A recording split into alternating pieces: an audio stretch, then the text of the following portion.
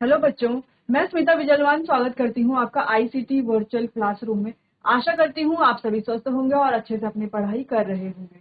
बच्चों, आज हम पढ़ने जा रहे हैं क्लास 12 की केमिस्ट्री और 12th केमिस्ट्री में हमारा चैप्टर चल रहा था केमिकल काइनेटिक्स। तो आज इसी को ही आगे कंटिन्यू करेंगे और एक बार देख लीजिए कि हमने अपने प्रीवियस लेक्चर्स में कौन कौन से टॉपिक कवर कर लिए। तो साथ ही आपका रिविजन भी हो जाएगा, तो एक बार आप देख लीजिए।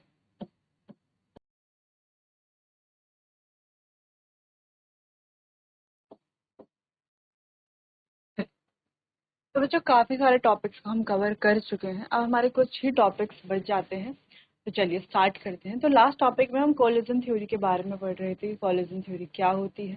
ठीक है, तो हमने कहा था प्रोडक्ट बनाने के लिए जो कोलिजन थ्योरी है उसे इफेक्टिव होना जरूरी है।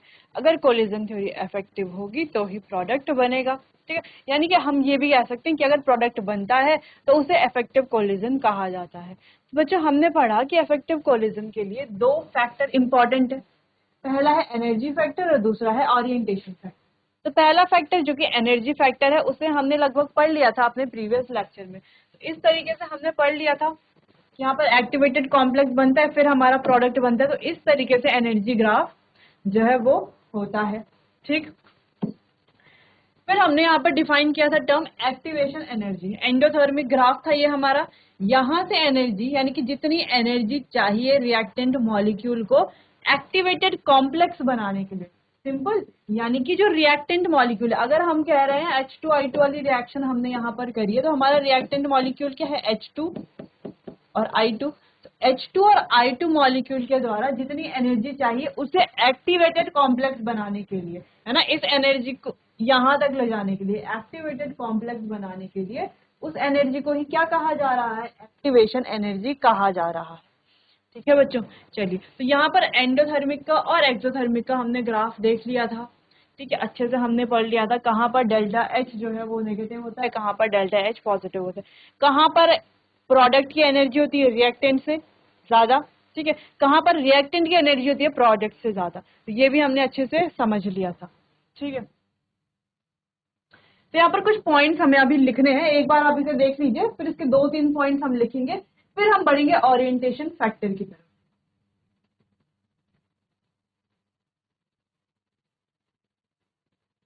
चलिए, तो एक पॉइंट हमें यहाँ पर लिखना है, for a collision to be effective, energy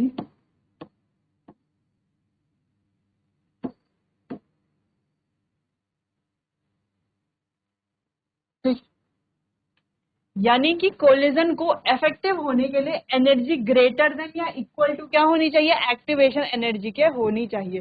ठीक है, एनर्जी क्या होनी चाहिए? ग्रेटर देन या इक्वल टू एक्टिवेशन एनर्जी होनी चाहिए, पहला point.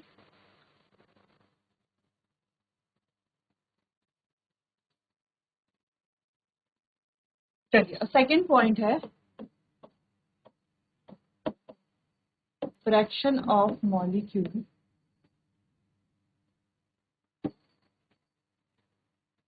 whose energy is greater than or equals to activation energy is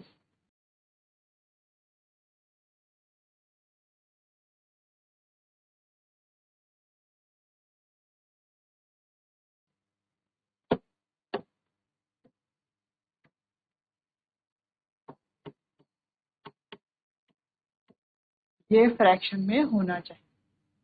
ठीक है, सिंपल। चलिए, तो हमने पढ़ भी लिया था। अब हम कह रहे हैं, अच्छा ये इफेक्टिव होने के ये किसका होना चाहिए? रिएक्टेंट मॉलिक्यूल का। किसका? Energy of reactant, energy of reactant molecule.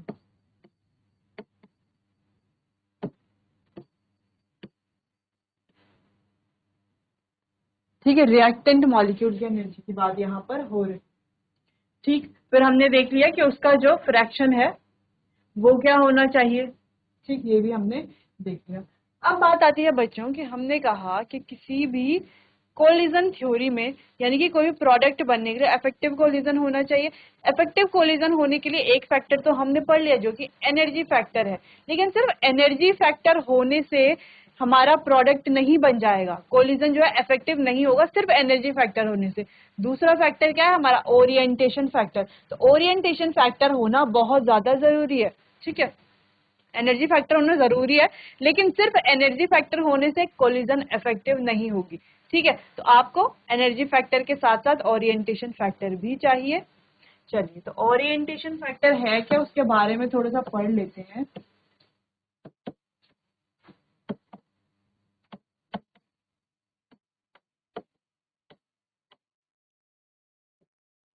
चलिए, ओरिएंटेशन फैक्टर की बात करते हैं, सिंपल वर्ड्स में इसको समझते हैं।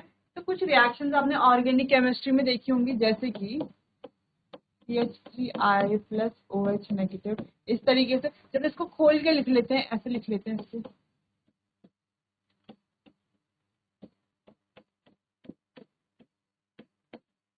ठीक है। अब हम कह रहे हैं कि ये OH नेगेटिव जो है इस पर अटैक करेगा। सबसे पहले क्या है, देखो, कार्बन और आयोडीन में आयोडीन ज्यादा नेगेटिव है, तो इसमें आएगा डेल नेगेटिव और इसमें आएगा एक डेल पॉजिटिव चार्ज, सिंपल। अब हम कह रहे हैं कि इस रिएक्शन के लिए OH या तो यहाँ से क्या करेगा, अटैक करेगा, या तो ये यहाँ से अटैक करेगा। तो आपको क्या लगता है इसे कहाँ से अटैक करना चाहिए?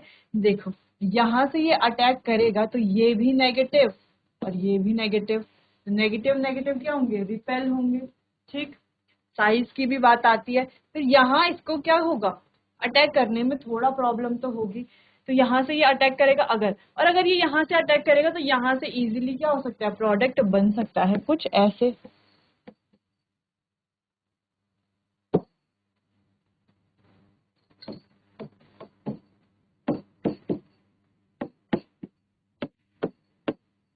कुछ इस तरीके से इजीली बन सकता है प्रोडक्ट, ठीक है।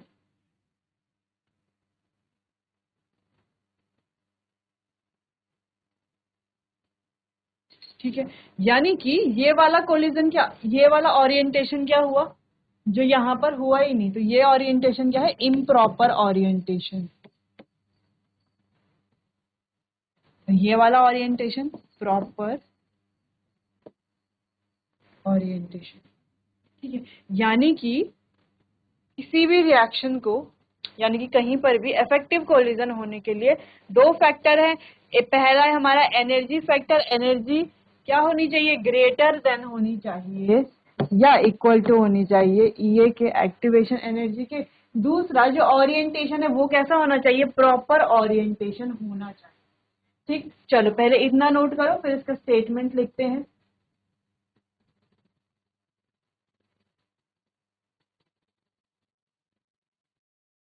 चलिए, तो इसका स्टेटमेंट लिखते हैं, for a collision to be effective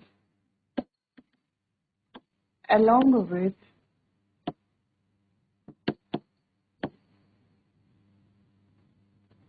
energy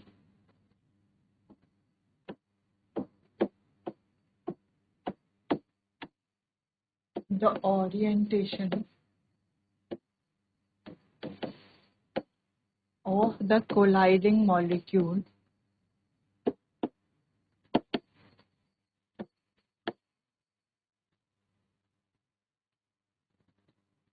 should be proper।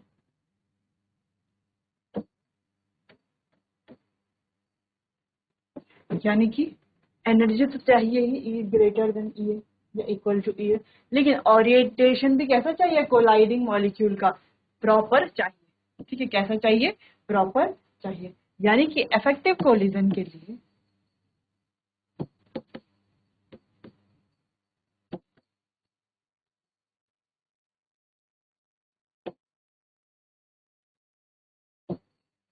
यानी कि बच्चों, इफेक्टिव कोलिजन के लिए हमें क्या चाहिए, दो फैक्टर चाहिए। वो दो फैक्टर क्या है, पहला है हमारा एनर्जी फैक्टर, एनर्जी फैक्टर में क्या, और दूसरा फैक्टर चाहिए हमें ओरिएंटेशन फैक्टर।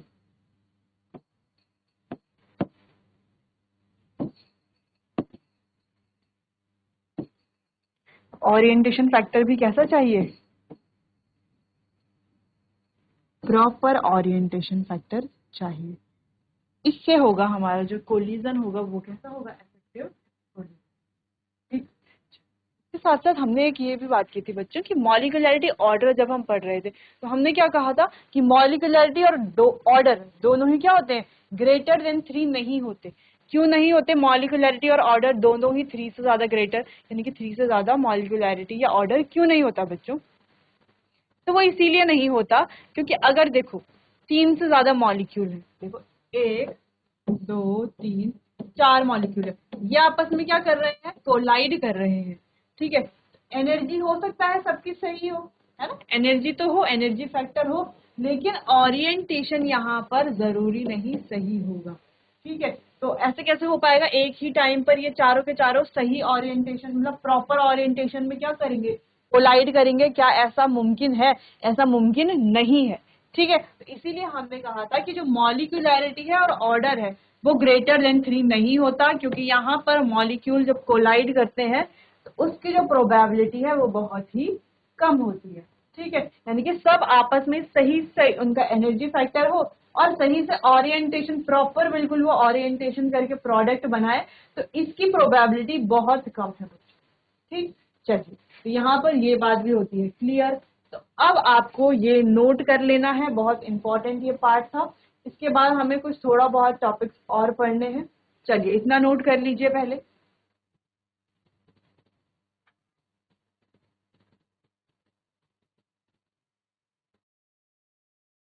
चलिए तो नेक्स्ट टॉपिक स्टार्ट करते हैं जो कि बहुत ही इंपॉर्टेंट टॉपिक है, वो है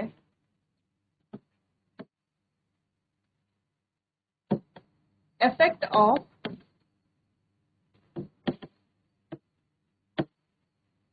temperature on rate of reaction. ठीक है, टेम्परेचर का क्या इफेक्ट होता है रेट ऑफ रिएक्शन में बच्चों, इसको कहा जाता है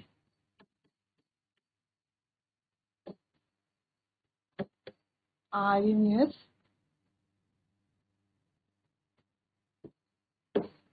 इक्वेशन। ठीक है,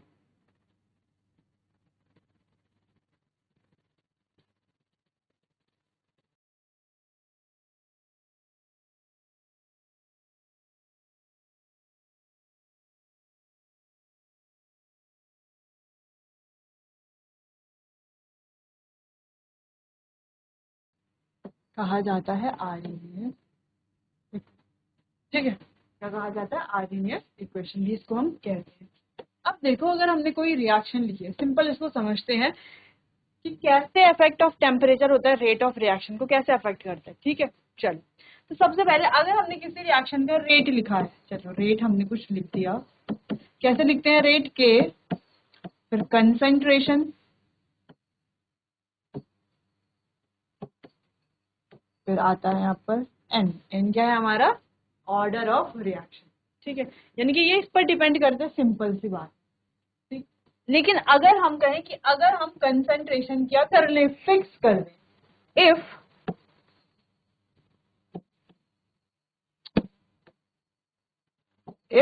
कंसंट्रेशन इज फिक्स, अगर हमने कंसंट्रेशन फिक्स कर, ठीक है, अब कंसंट्रेशन क्या हो गई है बच्चों, फिक्स हो गई है। ठीक है, तो रेट किस पर डिपेंड करेगा, पूरा पूरा के पर डिपेंड करेगा, तो रेट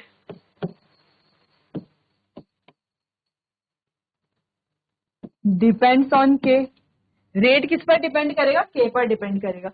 अब बात आती है के की, के जिस पर भी डिपेंड करेगा रेट उसी पर डिपेंड करेगा। अगर हम कहते हैं कि के, ये जो के है, के डिपेंड्स ऑन टेम्परेचर,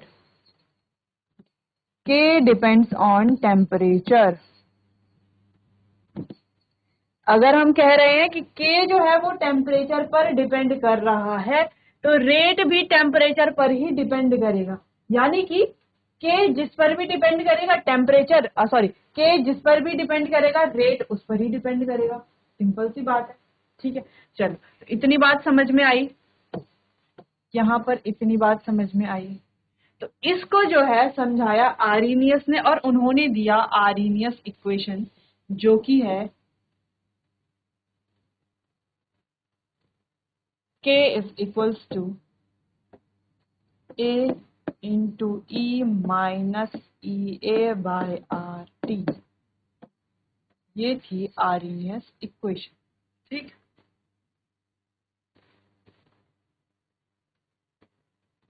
जहां पर बच्चों K क्या है, A क्या है, E क्या है, R क्या है, T क्या है, वो हमें देखना है। जहां पर K क्या है, K तो है रेट कांस्टेंट,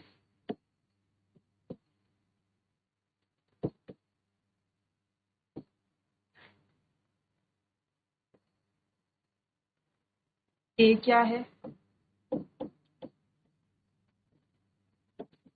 आर्हेनियस कांस्टेंट, जिसको प्री एक्सपोनेंशियल फैक्टर भी कहते हैं। ठीक है,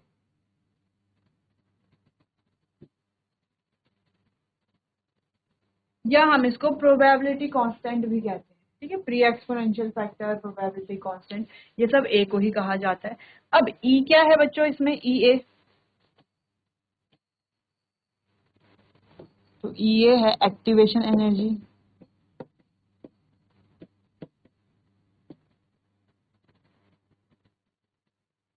आर क्या है,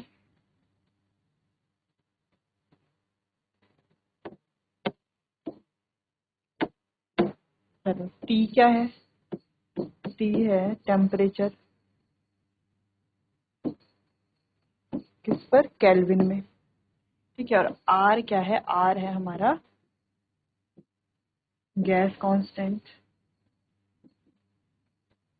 ये है आर्हेनियस इक्वेशन, सिंपल। चलिए, तो पहले आप इतना नोट कर लीजिए, फिर आगे इसके हमें कुछ डेरिवेशन देखनी है, वो हम आगे करते हैं।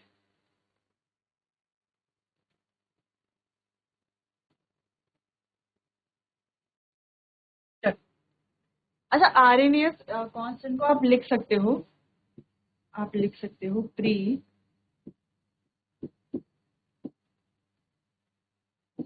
एक्सपोनेंशियल फैक्टर, या आप लिख सकते हो प्रोबेबिलिटी, प्रोबेबिलिटी फैक्टर। ठीक है, वैसे ये आरएनएस कांस्टेंट ही है, ज्यादा आपको यही देखने को मिलेगा। अगर कुछ और देखने को मिले तो आप कंफ्यूज मत हो ना, क्वेश्चन में हो सकता है कभी आपको घुमा के पूछ लिया जाए। ठीक है, चलो, तो एक और पॉइंट यहाँ पर हमें लिखना है, फॉर्मूला आपने देख लिया। अगर देखो, इफ टेम्परेचर इंक्रीजेज, अगर टेम्परेचर इंक्रीज होता है तो EA बाय RT क्या होता है बच्चों, डिक्रीज होता है। ठीक है, टेम्परेचर अगर इंक्रीज होता है तो EA बाय RT क्या होता है, डिक्रीज होता है। तो अगर EA बाय RT डिक्रीज हो रहा है तो माइनस EA बाय RT क्या होगा, इंक्रीज होगा। और अगर minus EA by RT increase हो रहा है तो E to the power minus EA by RT भी क्या होगा, इंक्रीज होगा। तो ये अगर इंक्रीज होगा तो K भी क्या होगा, इंक्रीज होगा। K इंक्रीज होता है तो रेट भी बढ़ता है। ठीक है, तो ये एक क्या है, आप इसको इस तरीके से नोट कर सकते हैं। ठीक, रिलेट करके आप इसको याद कर सकते हैं। चलिए, तो इतना पार्ट हो गया।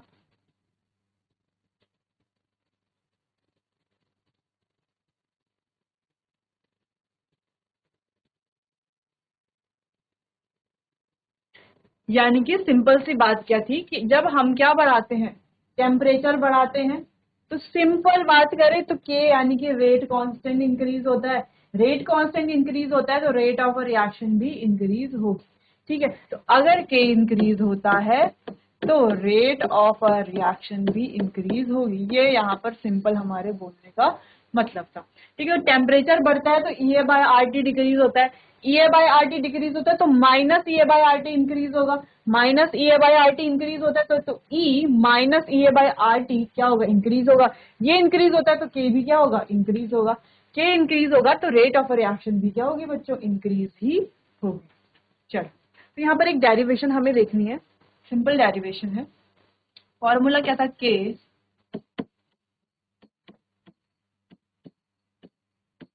EA by RT। सॉल्व करने के लिए दोनों तरफ क्या ले लेंगे, नेचुरल लॉग।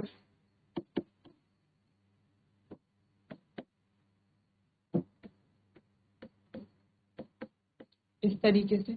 आगे इसको फर्दर सॉल्व करेंगे तो बच्चों देखो ln a इंटू बी क्या होता है, ln a plus ln b, ये होता है। ठीक है, सॉल्व करेंगे तो ln k is equals to a plus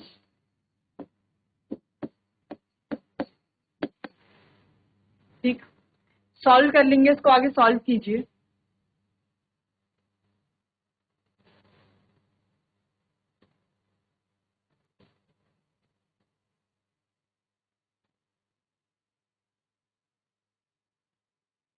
चलो सॉल्व कर लेंगे तो क्या आ जाएगा, ln k is equals to ln a।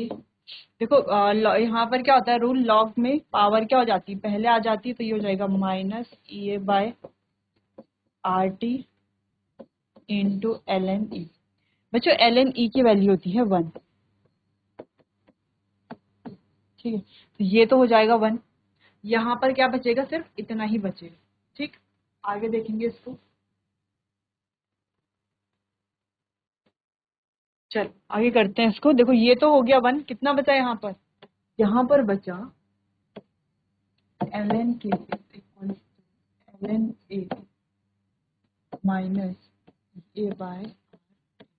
तो अगर हम थोड़ा और खोल करके लिखें तो इसको लिख सकते हैं ln k equals to ln a minus EA by R into 1/2, ऐसा लिख सकते हैं इसको। अगर हमें इसमें ग्राफ ड्रॉ करना है तो ग्राफ कैसे ड्रॉ होगा, y is equals to c minus mx, ये वाला ग्राफ ड्रॉ होगा, यानी कि स्ट्रेट लाइन ग्राफ क्या होगा इसमें ड्रॉ होगा। ठीक,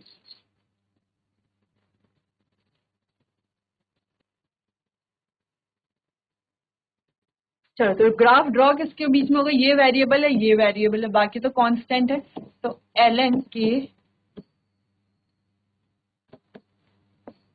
और 1/t के बीच में ग्राफ ड्रॉ होगा। हमने कहा एक स्ट्रेट लाइन ग्राफ होगा कुछ इस तरीके से, जिसकी स्लोप क्या होगी, नेगेटिव, नेगेटिव यानी कि माइनस EA बाय R, ये क्या है इसकी स्लोप। इसका इंटरसेप्ट क्या होगा बच्चों, ln a, यानी कि एक पॉजिटिव इंटरसेप्ट होगा। तो ये तो हम जानते हैं, ग्राफ ड्रॉ करना तो हमने पहले से सीख लिया था। चलिए तो आज के लिए बस इतना ही, इसको आगे कंटिन्यू करेंगे अपने आने वाले अगले सेशन में। तब तक के लिए आपको बहुत बहुत धन्यवाद।